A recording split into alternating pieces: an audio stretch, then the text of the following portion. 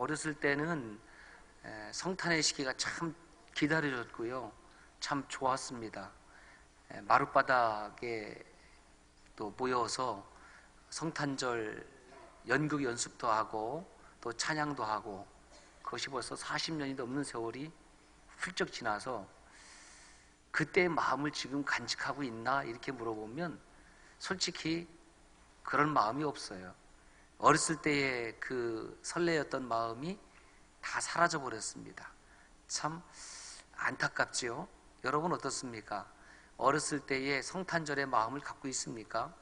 또 요즘은 무슨 저작권료 이런 것 때문에 길거리에서도 캐롤송 듣기가 어려운 시대가 되었습니다. 참 삭막해요. 저작권료라는 것을 쉽게 말하면 뭐예요? 돈 때문에, 돈 때문에 우리의 마음들이 다 푸석푸석해졌다. 그런 안타까운 시대에 저희들이 살고 있습니다. 그러면 왜 나는 그 마음에 이렇게 기다림이 사라졌을까? 가만히 생각을 해보니까 마태복음 5장 3절에 이런 말씀이 있어요. 심령이 가난한 자는 복이 있나니 천국이 그들의 것이며, 심령이 나도 모르는 사이에 부한 자가 됐구나. 내가 뭐 부자가 되려고 부자가 된 것이 아니라 심령이 나도 모르는 사이에 높아졌어요. 가난해지지 못했습니다. 그래서 천국을 못 보는 거예요. 천국을 볼 수 있는 사람은 천국을 사모하겠죠. 천국을 기다리겠죠. 그런데 천국을 보지 못하니까 천국을 사모하는 마음도 없고 그저 푸석푸석한 마음만 가지고 살아가는 것이 아닌가. 어린아이와 같지 아니하면 결단코 천국에 들어갈 수 없다고 주님 분명히 말씀하셨는데, 나는 어쩌자고 이렇게 어린아이 같은 마음을 갖지를 못할까? 그 천국은 어린아이 같은 마음, 천국은 심령이 가난한 자의 곳이라고 그랬는데, 저와 여러분들이 오늘 주일 아침에 다시 한번 돌아보는 겁니다. 나는 정말 가난한 심령을 가지고 나왔는가? 가난한 심령이라는 것은 어떤 마음입니까? 겸손한 마음이에요. 가난한 심령은 여호와의 긍휼하심을 구하는 마음입니다. 저는 가장 아름다운 기도가 이런 기도라고 생각을 해요. 저를 긍휼히 여겨주세요. 하나님 저를 불쌍히 여겨주세요. 나는 하나님의 긍휼이 필요하고 하나님의 도우심이 필요합니다.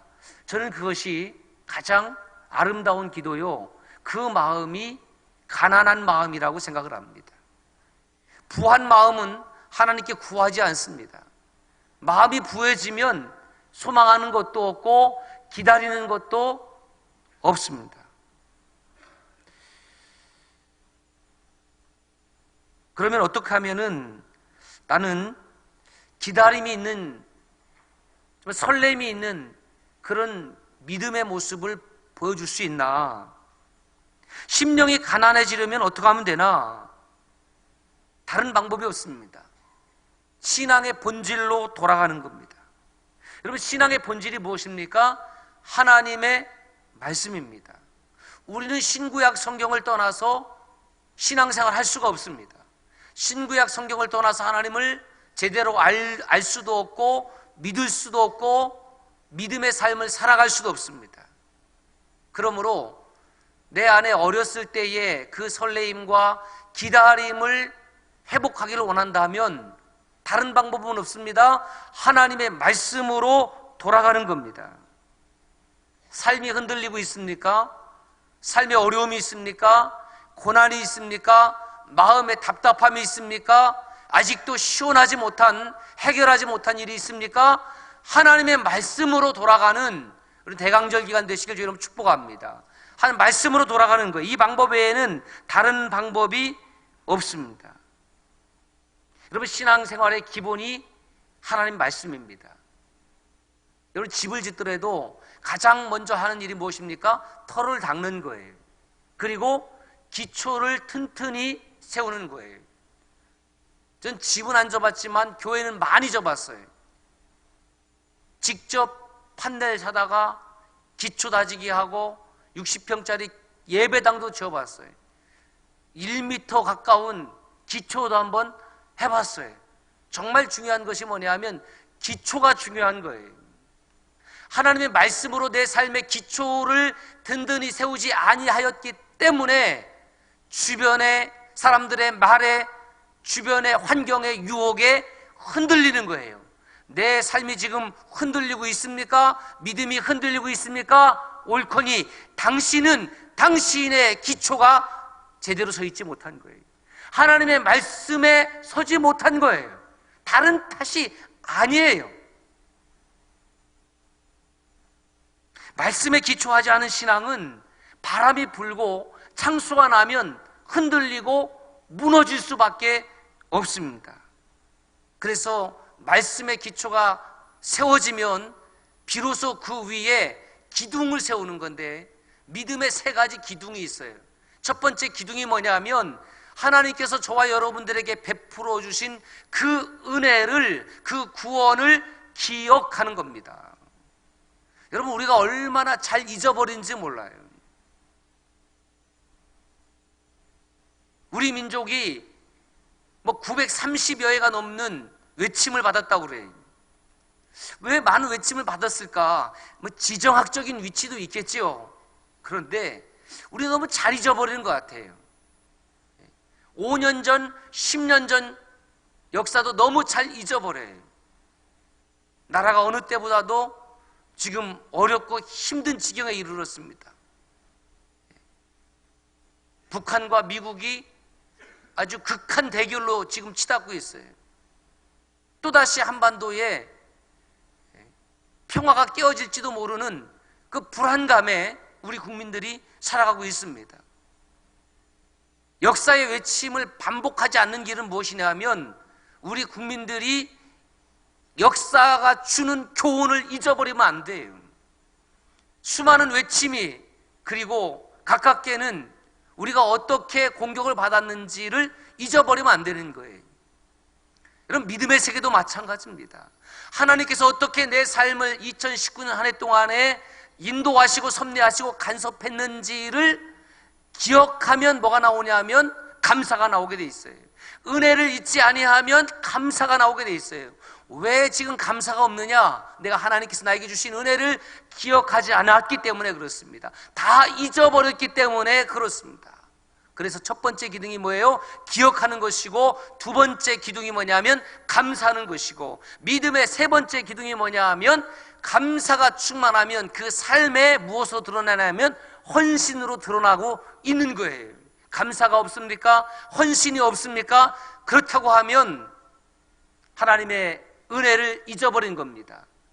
하나님께 주신 은혜를 기억하지 않는 죄를 짓고 있다라는 것입니다. 진정 우리가 예수님을 사랑한다면, 내가 진짜 믿음을 가진 사람이라고 하면 하나님을 향해서 감사를 드려야 되면 물론이거니와 헌신으로 나아가야 되는 거예요. 아무런 헌신도 없고 아무런 감사도 없다고 하면 가짜 믿음입니다. 그것을 가라지 믿음이라고 그러죠.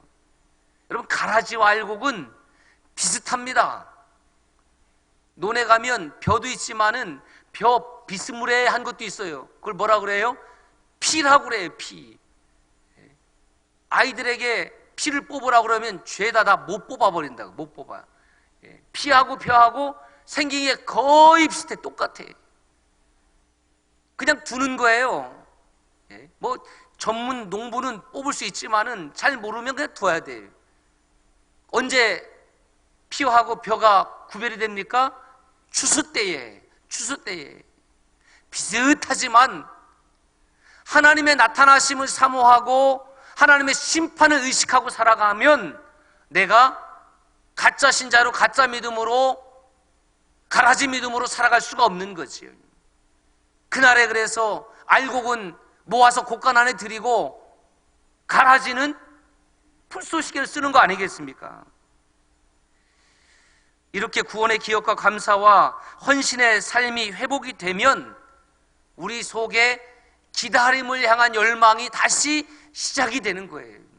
그냥 내가 기다려야지, 기다림으로 채워야지 뭐 이런다고 해서 내 마음속에 어렸을 때의 기다림과 기쁨이 회복이 된다고 하면 뭐 무슨 문제가 있겠습니까? 다시 오실 주님께서 오늘 또 저와 여러분 안에 거룩한 보혜사 성령으로 역사하셔서 저의 마음을 터치해 주시고 여러분의 심령을 터치해 주실 때에 우리는 어린아이 같이 기뻐할 수 있고 기다릴 수 있는 대강절 또 성탄절을 맞이할 수 있을 줄로 믿습니다. 문제는 이 시대가 기다릴 줄 모르는 시대에 살고 있다는 거예요. 아내하고 대학 때 만나서 연애할 때 편지를 주고받았어요. 그럼 뭘 기다리느냐? 편지를 기다리는 거예요. 편지를 기다리는 맛이 쏠쏠했어요. 요즘은 편지 쓰면서 연애하는 아들, 딸이 누가 있어요? 뭘로 서로의 의사를 전달합니까? 까똑, 까똑, 까똑, 까똑. 그것도 뭐 안 읽으면 뭐 문자 씹냐? 뭐 이렇게 나오고. 그러니까 엄청 급해지고 빨라진 거예요. 기다릴 줄 몰라요. 여러분 어떻습니까? 여러분 잘 기다리는 편이에요? 기다리지 못하는 편이에요? 오, 여러분들은 다 기다릴 줄 아는데 그래요. 저만 못 기다려요. 저만 못 기다려요. 제가 기다릴 줄 모르더라고요. 지난주에 새벽기도를 나섰는데 저희 아파트에서 그 거실에서 딱 버튼을 누르면 엘리베이터가 알아서 쫙 올라와요. 그러면 나가서 타면 되죠. 참 편리한 시대 아닙니까? 그래서 먼저 나가서 누르고 나갔어요. 그랬더니 새벽에 엘리베이터가 쫙 대기를 해요. 얼마나 좋습니까? 제가 16층에 살아요. 그러면 아내가 이제 따라오거든요. 어느 집이나 그러하듯이 남편은 먼저 가고 아내는 뒤따라오고, 남편은 왜 늦느냐고 그러고 아내는 해야 될 것이 많으니까 늦고. 그런데 저희 라인에 새벽 기도로 가는 또 다른 교인이 있는 것 같아. 뭐 우리 교인이 아니고. 그럴 때 겹치면 엘리베이터를 뺏겨버립니다. 그래서 이제 문을 열고 나갔더니 엘리베이터가 딱 도착을 했습니다. 타야 되는데 아내가 나와요, 안 나와요? 안 나와. 마음은 벌써 급한데 그런 순간에 엘리베이터가 지하 1층으로 쫙 내려갔어요. 엘리베이터가 쫙 내려가는 것을 보는 순간 제 혈압이 쫙 상승했어요. 엘리베이터가 밑으로 쫙 내려가는 순간에 제 속에 짜증이 확 올라왔어요. 좀 빨리 좀 나오지. 엘리베이터 놓쳤잖아. 그걸 모르는 아내는 나왔어요. 제가 눈을 흘겼을까요? 안 흘겼을까요? 네, 안 흘겼습니다. 제가 뭐 새벽부터 아내를 향해서 눈을 기는 그런 수준은 아니에요. 아내도 몰랐어요. 모를 거예요. 그리고 잠시 기다렸다가 엘리베이터 타고 이제 기도했습니다. 제가 그 마음을, 짜증난 마음을 안고 기도하면서 제 자신이 얼마나 기다릴 줄 모르는 사람인지를 저는 여실히 깨달았습니다. 나는 참 기다릴 줄 모르는구나. 뭐 짜증낼 일도 아니잖아요. 한 10초 아니면 20초 뭐 기다리면 되는데, 기다림으로 이게 배우질 못하고 체질화가 안 돼 있어서 빨리빨리 시대에 저는 어느덧 조급한 사람이 되어 있더라고요. 나도 모르는 사이에 그렇게 변했어요. 그래서 제 마음속에 그것 엘리베이터 놓쳤다고 짜증이 확 올라온 것이 제 마음이에요. 얼마나 못났는지. 그래 반성했어요. 회개했습니다. 그리고 깨달은 것이 뭐냐면 내가 좀 기다리는 것 참 더 많이 배워야 되겠구나, 그런 생각을 했어요. 배워도 한참 배워야 되겠구나. 그 하나님 말씀을 보니까 참고 인내하고 기다리는 말씀이 얼마나 많은지 막 얼굴이 화끈화끈거리는 거지. 여러분, 새로운 생명이 배 안에 잉태해서 빨리 보고 싶다고 해서 나오면 되겠습니까? 그거 위험한 것 아니겠어요? 기다려야죠. 참아야죠. 때가 돼야지 생명이 나올 때에 그게 이쁘고 귀엽고 그 영광 돌리는 것 아니겠습니까? 보리를 심고 밀을 심었다고 해서 금방 추수할 수 있습니까? 다 때가 있고 기다려야 되는 거예요. 그래서 이거 배우려면 어떻게 해야 되나? 농부한테 가서 좀 농사 짓는 법을 배우면 좀 체질화가 되지 않을까? 그런 생각도 해봤습니다. 성탄의 절기, 대강절 셋째 주일입니다. 성탄의 절기에 우리가 정말 해야 될 것이 뭐냐 하면 기다림을 배워야 되는구나. 그냥 수동적으로 성탄절이 오는가 보다 그렇게 생각하는 것이 아니라 내가 기다림을 배워야 되겠구나. 그런 은혜가 저와 여러분들의 있기를 원합니다. 오늘 하나님의 말씀은 이방 모압의 압제로부터 해방받는 구원의 기쁨을 이스라엘 백성들이 노래하고 있습니다. 모압은 하나님 백성의 원수를 말합니다. 이스라엘 백성들이 하나님을 잘 섬기다가도 하나님을 멀리하고 섬기지 않았을 때에는 바로 이방 민족들로부터 침범도 당하고 압제도 당하는 거예요. 그 압제 속에서 이스라엘 백성들이 무엇을 기다리냐면 여호와의 구원이에요. 구원. 왜 여호와의 구원을 기다립니까? 내 힘과 능력으로 그 압제를 해방시킬 수 없기 때문에 그렇습니다. 왜 우리가 여호와의 구원을 기다립니까? 내 능력으로 구원에 이를 수 없기 때문에. 그렇게 여호와의 구원을 기다린 백성에게 하나님께서 구원을 베풀어 주시는 겁니다. 그래서 9절 말씀에 보면 그날에 말하기를 이는 우리의 하나님이시라. 그날이 어떤 날이냐면 이스라엘 백성들이 해방받는 날, 여호와의 손으로 구원받는 그날, 그것이 그날이에요. 그날이에요. 그런데 히브리 원문에 보니까 그날 앞에 한자가 더 있더라고요. 힘내라는 히브리어인데 힘내라는 뜻은 보라, 그런 뜻이거든요. 그래서 이렇게 해석 적어야 맞아요. 보라, 요 말이 들어요. 보라, 그날에 말하기를. 무엇을 보라는 겁니까? 여호와의 구원을 보라는 거예요. 여호와의 역사하심을 보라는 겁니다. 여호와께서 나타나시고 여호와께서 이스라엘 백성들을 어떻게 구원하셨고 여호와께서 이 한 해 동안 저와 여러분들 어떻게 인도하셨는지를 보면 탄성이 나오는 거예요. 입에서 기쁨이 나오고 즐거움이 나오고 찬송이 나오고. 그래서 이렇게 말합니다. 보라, 이분이 바로 우리가 말했던 그분이다. 우리가 그를 기다렸음에 마침내 우리를 구원하신 이는 바로 여호와시다. 그러므로 우리가 여호와로 인하여 기뻐하고 즐거워하자. 이렇게 찬송하는 겁니다. 손을 히브리어로 야드라고 합니다. 야드. 오늘 본문 말씀에는 여호와의 손 10절이 나오고 11절에 모압 사람들의 손이 나옵니다. 아주 대조적이죠. 여호와의 손도 있고 모압 사람들의 손도 있는 거예요. 여러분, 어른의 손과 아이의 손이 싸우면 누가 이겨요? 어른의 손이 이기는 거예요. 아이의 힘은 게임이 되질 않습니다. 하나님의 손과 모압 사람들의 손이 싸우면 누가 이겨요? 하나님이 이기십니다. 하나님의 손이라는 것은 의인법이죠. 표현을 그렇게 하는 거예요. 그래서 여호와의 손이 너희를 구원하실 것이다. 그래서 손이라는 이 야드란 단어는 힘, 파워, 능력, 권능을 상징하는 겁니다. 우리 말에도 그 말이 그대로 들어있어요. 너 그렇게 까불다가는 내가 너 손 볼 줄 알아? 손 볼 줄 알아? 야, 보세요. 그 의미가 아니죠. 내가 너 손 본다 그러면 어떤 물리적인 방법으로 너에게 압력을 가할 것이다, 뭐 그런 뜻 아니겠습니까?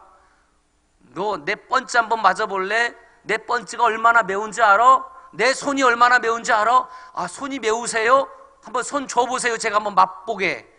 뭐 그런 의미가 아니겠죠?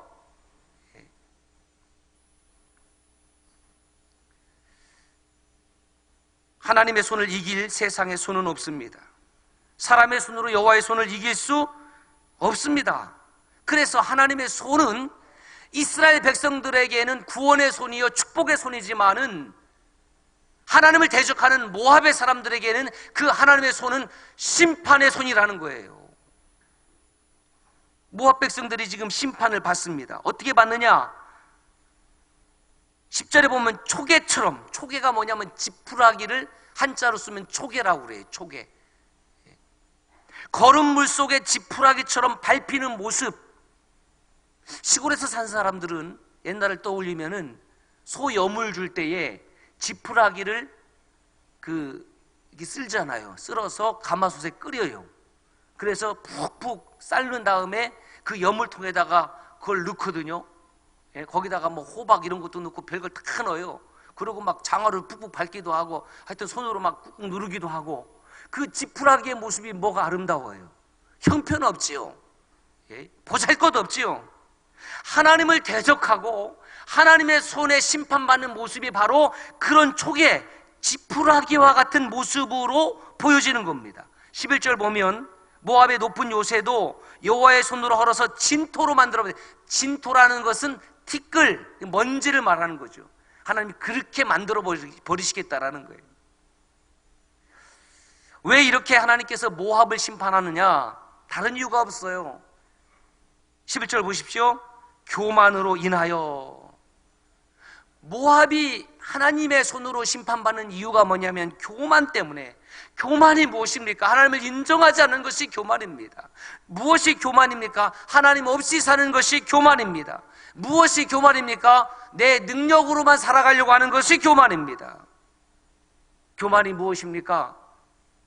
하나님의 뜻은 멀리하고 내 뜻을 끊임없이 고집하고 주장하고 살아가는 것이 교만 아닙니까?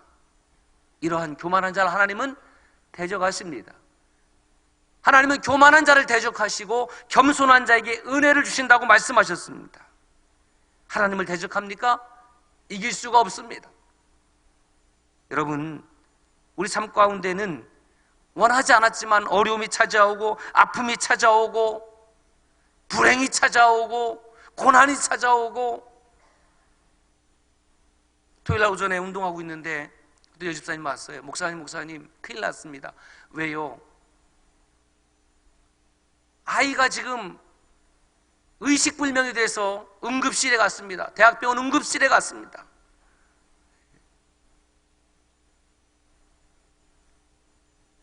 얼마나 큰일이 났습니까? 이것저것 물어보니까 우리 교회는 출석하지 않는데 화요일날 두런두런이라는 공동 육아 프로그램에 참여하는 아이예요. 그 육아 프로그램에 참여하는 그 아이 엄마인데 40이 넘어서 늦게 출산을 한 아이예요. 그런데 지금 의식이 없다고 그래요. 여러분, 그 이야기를 들은 제가 할 수 있는 일이 뭐가 있겠습니까? 아무것도 할 수 없어요. 아무것도 할 수 없는데 할 수 있는 일이 딱 한 가지 있어요. 뭘 하는 거예요? 여호와의 구원을 요청하는 겁니다. 여호와의 간섭을 요청하는 겁니다. 하나님 살려주세요. 하나님 긍휼히 여겨주세요. 불쌍히 여겨주세요. 그 아이 엄마가 주일에 교회는 안 나오지만은 그 두런두런 육아 담당하는 우리 여 집사님에게 그 전화를 했다는 말은 무슨 말입니까? 여호와의 구원의 손길을 원한다는 것 아닐까요? 예. 내가 원하지 않았습니다. 누가 아픔을 원하고 누가 고난을 원하고 누가 환난을 원하는 사람이 어디 있겠습니까? 그런데 내 의지와 상관없이 그렇게 내 삶을 엄습해 올 때에 여러분 어쩌시겠습니까? 주님 도와주세요. 여호와의 손이 나를 붙잡아 주세요. 뭐 그렇게 기도하는 것밖에 달리 방법이 없다라는 겁니다. 여러분 깨달아야 됩니다. 여호와의 손은 기다리는 자에게, 구하는 자에게는 구원의 손이지만 기다림이 없고 구하지 않는 자에게는 심판의 손이라는 사실을. 그래서 구약의 에레미야 선지자는 이렇게 선포합니다. 에레미야 애가 3장 26절입니다. 시작. 기다리는 자들에게나 구하는 영혼들에게 여호와는 선하시도다. 사람이 여호와의 구원을 바라고 잠잠히 기다림이 좋도다. 여호와께서 선하심으로 역사한대요. 누구에게? 여호와를 기다리는 자에게. 메시아의 다시 오심을 기다리는 자에게 여호와는 선하심으로 응답하십니다. 이사야 선지자도 이렇게 선포합니다. 이사야 30장 18절 말씀입니다. 시작. 그러나 여호와께서 기다리시나니 이는 너에게 은혜를 베풀려 하심이요 일어나시리니 이는 너희를 긍휼히 여기려 하심이라. 대저 여호와는 정의의 하나님이시라. 그를 기다리는 자마다 복이 있도다. 어떤 사람이 복이 있느냐? 여호와를 기다리는 사람이 복이 있습니다. 어떤 사람이 복이 있습니까? 성탄절을 기다리는 저와 여러분이 복이 있습니다. 어떤 사람이 복이 있느냐? 다시 오실 예수님을 기다리는 사람이 복이 있습니다. 사도 바울도 이렇게 선포합니다. 고린도전서 1장 7절 말씀입니다. 시작. 너희가 모든 은사에 부족함이 없이 우리 주 예수 그리스도의 나타나심을 기다림이라. 예수 그리스도의 나타나심을 기다리는 대강절 셋째 주일이 되시기를 주의 이름으로 축복합니다. 기도하겠습니다.